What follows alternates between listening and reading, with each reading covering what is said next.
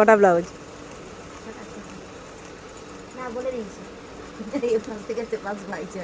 শুনতে পাইনি, আরেকবার বলো দাদা, 6টা ব্লাউজ দাও।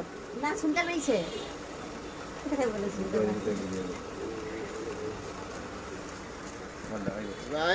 ও দাদা, 6টা ফুল হাতা ব্লাউজ দিন তো। আরে ঘুমাচ্ছেন যে? ও দাদা ঘুমিয়ে আছে।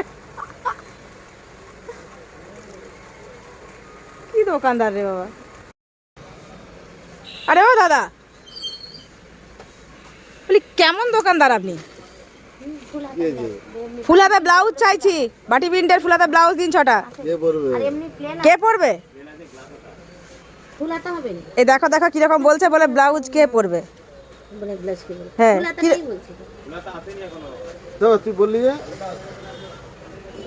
কথাই বলে না, বামুন গেল ঘর তো নাঙল তুলে ধর। এই দেখো দোকানে এখন মালিক নেই, আর কর্মচারী নাক ডেকে ডেকে ঘুমোচ্ছে, আর একে ব্লাউজ খুঁজলে সায়া বের করে দেয়।